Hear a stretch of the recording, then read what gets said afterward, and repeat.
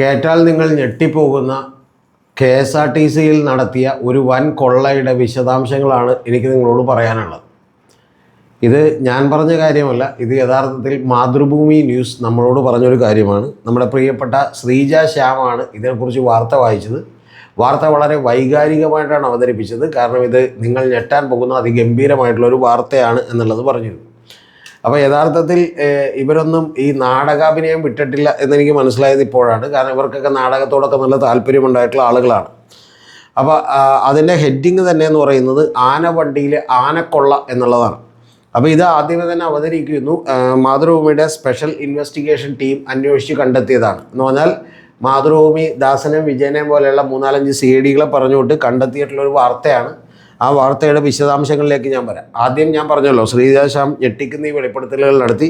സാധാരണ എപ്പോഴും ചിരിക്കുന്ന ശ്രീജ ശ്യാമാണ്, പക്ഷേ ചിരിയൊന്നും ഉണ്ടായില്ല. കാരണം ഇത് കേട്ടിട്ടുള്ള ഷോക്കിലായിരുന്നു ശ്രീജയും എന്നാണ് ഞാൻ മനസ്സിലാക്കുന്നത്. അപ്പോൾ അതിന് ശേഷം ശരിക്കും വന്നിട്ടുണ്ടെങ്കിൽ നമ്മുടെ പ്രിയപ്പെട്ട സ്റ്റെഫിൻ എന്ന് പറയുന്ന ഒരു റിപ്പോർട്ടറുണ്ട്. ആ സ്റ്റെഫിൻ വന്നു.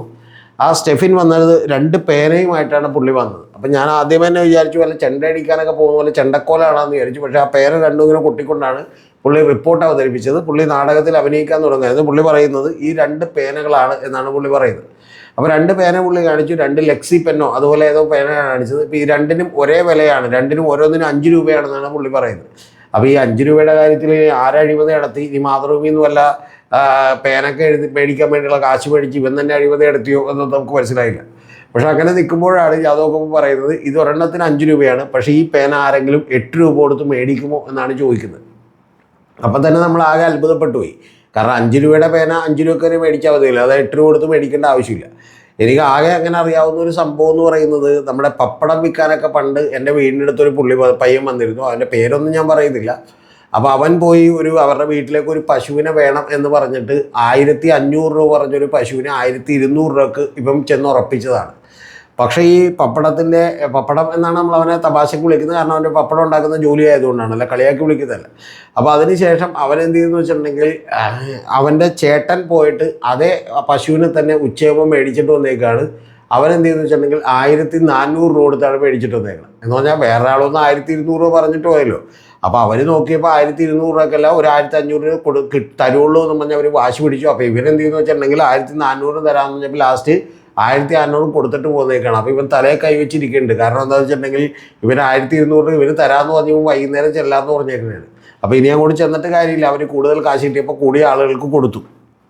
അപ്പോൾ അതുപോലെ തന്നെ പല മണ്ടത്തരങ്ങളൊക്കെ ഇവൻ കാണിച്ചിട്ടുണ്ട്. എന്ന് പറഞ്ഞിട്ടുണ്ടെങ്കിൽ ഒരു തവണ ഇവൻ്റെ ഒരു സുഹൃത്തിൻ്റെ പേര് ഞാൻ പറയുന്നില്ല, ചെറിയ മോഷണമൊക്കെ ഉള്ള ഒരാളാണ്. അവനെ വിളിച്ച് ഇവൻ വീട്ടിൽ കിടത്തി. ഇവൻ്റെ എല്ലാ ചിലവും കൊടുത്തു, ഫുഡൊക്കെ മേടിച്ചു കൊടുത്തു. രാത്രി ഇവൻ്റെ വീട്ടിൽ കിടത്തിയപ്പോൾ ഒരു ചെറിയ വീടാണ്, അതിൻ്റെ ഫ്രണ്ടിൽ കിടന്നോളാൻ വന്നിട്ടാണ് പോയത്. കിടന്നോളാൻ പറഞ്ഞിട്ട് പോയതിന് ശേഷം ഇവൻ എന്ത് ചെയ്തെന്ന് വെച്ചാൽ രാവിലെ നോക്കുമ്പോൾ ഇവനെയും കാണാനില്ല, ഇവൻ്റെ സൈക്കിളും കാണാനില്ല. അപ്പോൾ സൈക്കിള് കാണാനില്ല എന്നുള്ളത് കൊണ്ട് അവിടെയുള്ള ആളുകളൊക്കെ പിള്ളേരൊക്കെ കൂടി അവർക്കൊക്കെ തന്നെ വലിയ ബുദ്ധിമുട്ടായി. കാരണം ഇവൻ കാണിച്ചൊരു ചതിയാണല്ലോ, ഇവൻ്റെ വീട്ടിൽ കയറി കിടന്നിട്ട് ഇവൻ്റെ സൈക്കിൾ എടുത്തിട്ട് പോയെന്നാണ്. അപ്പോൾ ലാസ്റ്റ് വേറൊരു സ്ഥലത്ത്, ചെട്ടിച്ചിറ എന്ന് പറയുന്ന ഒരു സ്ഥലത്ത് വെച്ചിട്ട് ഈ സൈക്കിളും ഇവനെയും കൂടി കണ്ടെത്തി. അപ്പോൾ ഇവൻ പറഞ്ഞു, ഞാൻ പെട്ടെന്നൊരു അത്യാവശ്യമുള്ളതുകൊണ്ട് സൈക്കിൾ എടുത്തിട്ട് പോകുന്നതാണ്, പക്ഷെ തിരിച്ചു വരാൻ വേണ്ടി ഇരുന്നായിരുന്നു. അപ്പോൾ ഈ സൈക്കിൾ കിട്ടിയപ്പോൾ ഈ സൈക്കിളിൻ്റെ കയ്യിൽ ഇങ്ങനെ പിടിക്കുന്നിടത്തിടുന്ന സാധനവും അതുപോലെ തന്നെ ഒരു വീലിൻ്റെ നടുക്കിടുന്ന സാധനമൊക്കെ ഇവൻ പുതിയത് മേടിച്ചിട്ടുണ്ട്. എന്ന് പറഞ്ഞൊരു 10, 25, 50 രൂപയുടെ ചെറിയ സാധനങ്ങളൊക്കെ ഇവൻ മേടിച്ച് കുറച്ചധികം ഇട്ടിട്ടുണ്ട്. അപ്പോൾ ഇവനെന്താണെങ്കിലും അവനോടുള്ള ദേഷ്യമൊക്കെ മാറി. അവൻ പറഞ്ഞു, കുഴപ്പമില്ല, സൈക്കിൾ അവൻ എടുത്തിട്ട് പോയതാണെങ്കിൽ ഇതൊക്കെ മേടിച്ചിട്ട് സൈക്കിളൊന്ന് പുതിയതുപോലെ ആക്കിയിട്ടുണ്ടല്ലോ, അപ്പോൾ അതുകൊണ്ട് കുഴപ്പമില്ല എന്ന് പറഞ്ഞാൽ തിരിച്ച് വീട്ടിലേക്ക് പോകും. അപ്പോൾ വീട്ടിലേക്ക് പോകുന്നതിന് ശേഷമാണ് വൈകുന്നേരം അവൻ്റെ ഒരു ഡയറിയിൽ കുറച്ച് ക്യാഷ് വെച്ചിരുന്നു. അത് നോക്കിയപ്പോൾ കാണാനില്ല. അപ്പോൾ കാണാനില്ല എന്ന് പറഞ്ഞാൽ 1000 രൂപയോടെ വെച്ചിരുന്നതാണ്. അത് നോക്കിയപ്പോൾ കാണാനില്ല. അപ്പോൾ കാണാനില്ലാത്തപ്പോൾ നമുക്ക് എല്ലാവർക്കും മനസ്സിലായി ഇവൻ സൈക്കിളിൻ്റെ ഒപ്പം അതും കൂടി എടുത്തിട്ട്. അപ്പോൾ ഈ പപ്പടം വിൽക്കുന്ന അവനോട് നമ്മൾ ചോദിച്ചു, ഇത് എങ്ങനെയാണ് നീ ആ ഡയറിയിൽ വെച്ചതെന്ന് ചോദിച്ചു. അപ്പോൾ പുള്ളി പറയുന്നത്, ഈ കാശ് എവിടെ വെക്കുമെന്ന് ഇവൻ ചോദിച്ചിങ്ങനെ വെറുതെ പോക്കറ്റ് കയറ്റി കാശ് എവിടെയെങ്കിലും വെക്കണമല്ലോ എന്ന് ചോദിച്ചപ്പോൾ ഈ കിടക്കാൻ വന്ന അവൻ തന്നെ സൈക്കിൾ എടുത്തിട്ട് പോയെന്ന് തന്നെ ഉപദേശിച്ചാണ്. നീ ആ ഡയറിക്ക് അങ്ങനെ അകത്ത് വെച്ചേക്ക്, ഇത് ആരെടുത്തിട്ട് പോകാനാണെന്ന് ചോദിച്ചെന്നാണ് പറഞ്ഞത്. അപ്പോൾ ഇതുപോലെയുള്ള പല അബദ്ധങ്ങളും പല പ്രശ്നങ്ങളും ഒക്കെ നമ്മുടെ നാട്ടിലുള്ള ആളുകൾക്ക് പറ്റാറുണ്ട്. അപ്പോൾ അതുപോലെ തന്നെ ഒരു ചെറിയ പ്രശ്നമാണ് ഈ വാർത്തയിൽ പുള്ളി ചോദിക്കുന്നത് 5 രൂപയുടെ പേര് ആരെങ്കിലും 8 രൂപ കൊടുത്ത് മേടിക്കുമെന്നാണ്. അപ്പോൾ ഇത്ര വലിയ ഒരു ഡ്രമാറ്റിക് ആയിട്ടുള്ള ഇൻട്രോ ഒക്കെ കൊടുത്തതിൻ്റെ കാര്യം വളരെ ലളിതമാണ്. ഒരേ ബസ്സുകൾക്ക് പല വില കൊടുത്ത് മേടിച്ചു എന്നാണ് പറയുന്നത്. KSRTC അങ്ങനെ ലക്ഷങ്ങളുടെ അഴിമതി നടന്നു എന്നുള്ളതാണ് നമ്മുടെ ഈ പറയുന്ന സ്റ്റെഫിൻ്റെ പുതിയ കണ്ടെത്തൽ എന്ന് പറയുന്നത്. ആ കണ്ടെത്തലുമായി ബന്ധപ്പെട്ട് കുറേ രേഖകളൊക്കെ കാണിക്കുന്നുണ്ട്, ടേബിളും അതും ഇതൊക്കെ കാണിക്കുന്നുണ്ട്. ഞാനിപ്പോൾ നിങ്ങളെ വേണമെങ്കിൽ അതൊക്കെ കാണിക്കാം, അതൊക്കെ വേറെ കൺഫ്യൂഷനാണ്, അതൊന്നും കാണിക്കേണ്ട ആവശ്യമില്ല. എനിക്ക് മനസ്സിലാകാത്തൊരു ചോദ്യമുണ്ട്. ആ ചോദ്യം എൻ്റെ പ്രിയപ്പെട്ട പ്രേക്ഷകരൊന്ന് കേട്ടിട്ട് നിങ്ങളുടെ ഉത്തരം താഴെ കമൻറ്റ് ചെയ്യണം. അയാൾ ഇപ്പോൾ ഒരു 30 ലക്ഷം രൂപയുടെ ബസ്സാണെന്ന് വിചാരിക്കും. അപ്പോൾ 10 എണ്ണം മേടിക്കുന്നു 29 ലക്ഷം രൂപക്ക് എന്ന് പറയുമ്പോൾ ശരിയാണല്ലോ. എന്നിട്ട് അയാൾക്ക് 1 ലക്ഷം രൂപ 30 ലക്ഷം രൂപ എന്ന് പറഞ്ഞാൽ 1 ലക്ഷം രൂപ ലാഭം കിട്ടും. അപ്പോൾ 30 ലക്ഷം രൂപയുടെ ബസ് 10 എണ്ണം മേടിക്കുന്നു 29 ലക്ഷം രൂപ. പക്ഷേ അതേ KB ഗണേഷ് കുമാർ തന്നെ അടുത്ത തവണ വീണ്ടും എന്ത് ചെയ്യും, അല്ലെങ്കിൽ അതേ ദിവസം തന്നെ 10 ബസ്സിന് 31 ലക്ഷം ഇട്ടിട്ട് എന്ത് ചെയ്യും, മേടിക്കും. അപ്പം അയാൾക്ക് നഷ്ടമല്ലേ? എങ്കിൽ അതിൻ്റെ കൂടി കമ്മീഷൻ മേടിച്ചാൽ പോരെ? എന്തിനാണ് എന്ത് ചെയ്യണത്? ഒരേ വില തന്നെ കാണിച്ചാൽ പോരെ? അത് ഒരേ ദിവസം എന്നൊക്കെ പറഞ്ഞ് ഏതോ കണക്കുകളൊക്കെ ആയിട്ട് വന്നിട്ട് ഭയങ്കര അവതരണമാണ്. യഥാർത്ഥത്തിൽ ഇത് കേട്ടിട്ട് നിങ്ങളൊന്ന് ആലോചിച്ച് നോക്കും. നിങ്ങൾക്കിപ്പോൾ ഒരു സാധനം ഗവൺമെൻറ്, നിങ്ങളൊരു MD ആണ്, അപ്പോൾ ഒരു അഴിമതി നടത്താൻ തീരുമാനിക്കുന്നു. നിങ്ങൾ 10 എണ്ണം 500 രൂപക്ക് മേടിക്കുന്നു, പിന്നെ ബാക്കിയുള്ള 10 എണ്ണം 600 രൂപ കൊടുത്ത് മേടിക്കുന്നു എന്നൊരു കണക്കുണ്ടാക്കേണ്ട ആവശ്യമുണ്ടോ? എങ്കിൽ അതും കൂടി കുറച്ച് മേടിച്ചിട്ട് നിങ്ങൾക്ക് ആ കമ്മീഷൻ എടുത്താൽ പോരെ? ഇനി എടുക്കണമെന്നുണ്ടെങ്കിൽ ഇത് അഴിമതിയാണെങ്കിൽ, അല്ലാതെ ഒരെണ്ണത്തിന് വില കുറച്ച് ഒരെണ്ണത്തിന് വില കൂട്ടി കാണിക്കേണ്ട ആവശ്യമില്ല. ഇത് യഥാർത്ഥത്തിൽ KB ഗണേഷ് കുമാർ വന്നിരുന്ന ഒരു പത്രസമ്മേളനത്തിൽ KB ഗണേഷ് കുമാർ ആദ്യമേ തന്നെ പറഞ്ഞത് ഇവ കാണിച്ചത് മുഴുവൻ തെറ്റാണെന്നാണ്. അത് എങ്ങനെയാണ് അത്തരത്തിലുള്ള ഫോർജറായിട്ടുള്ള ഡോക്യുമെൻ്റ് ഉണ്ടാക്കിയതെന്നുള്ളത് അന്വേഷിക്കണമെന്നാണ് പറഞ്ഞേക്കുന്നത്. പുള്ളി പറയുന്നത് ഇതിന് കൃത്യമായിട്ടുള്ള വില കൊടുത്താണ് എല്ലാ ബസ്സുകളും മേടിച്ചിട്ടുള്ളത്. ഇനി KSRTCയിൽ ബസ്സുകൾ മേടിക്കുന്നതിലൊക്കെ അഴിമതി ഉണ്ടാവും, അതൊക്കെ വേറെ കാര്യം. പക്ഷേ അദ്ദേഹം പറയുന്നത് ഞാൻ അഴിമതി കാണിച്ചിട്ടില്ല, ഞാൻ 100 ബസ്സുകൾ KSRTCയിൽ മേടിക്കണമെന്ന് ഒരു ബസ് പോലും ടെൻഡർ ചെയ്യാതെ മേടിക്കാൻ പറ്റില്ല.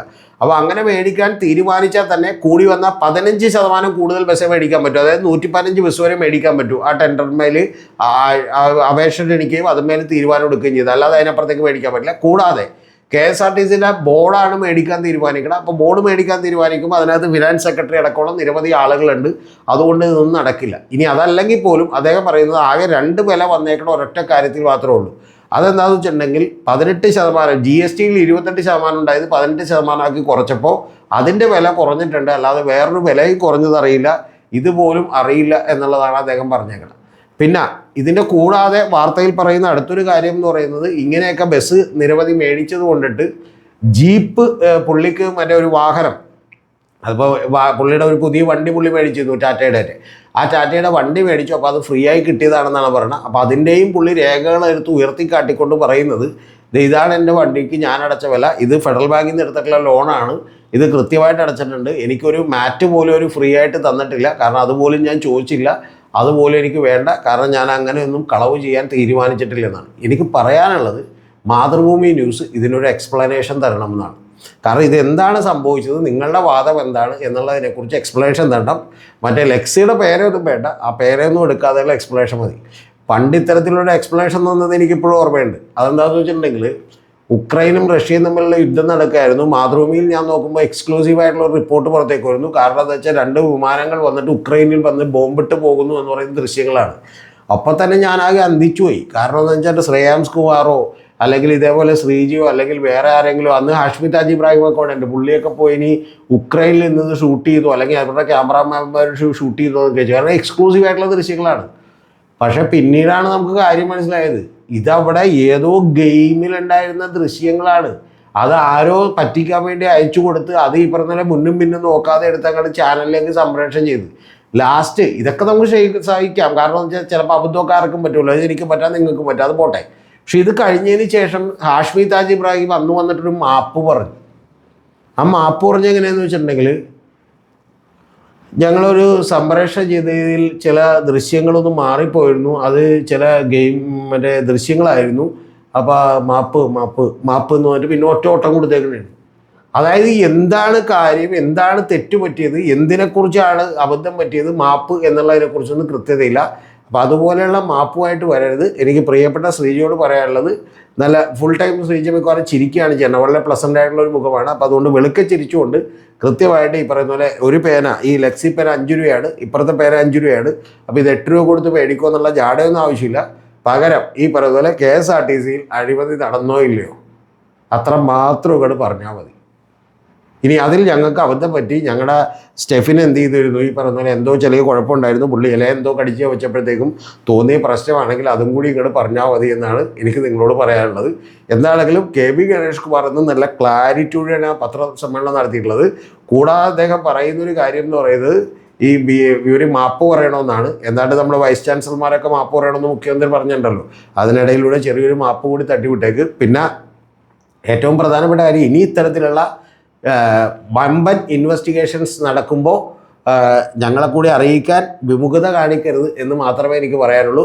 പിന്നെ ഭാഗ്യത്തിന് നമ്മുടെ മറ്റ് ചാനലുകളൊന്നും ഇത് ഏറ്റെടുത്തിട്ടില്ല. കാരണം അത് KB ഗണേഷ് കുമാർ ആയതുകൊണ്ടായിരിക്കും. മുഹമ്മദ് റിയാസിനെതിരെയോ അല്ലെങ്കിൽ പിണറായി വിജയനെതിരെയോ ഒക്കെ ആയിരുന്നെങ്കിൽ അവരും കൂടി ഇത് ഏറ്റെടുത്ത് വളരെ കളർഫുള്ളാക്കിയാൽ എന്ന് മാത്രമേ എനിക്ക് നിങ്ങളോട് പറയാനുള്ളൂ. എന്താണെങ്കിലും തൽക്കാലത്തേക്ക് വിടാം.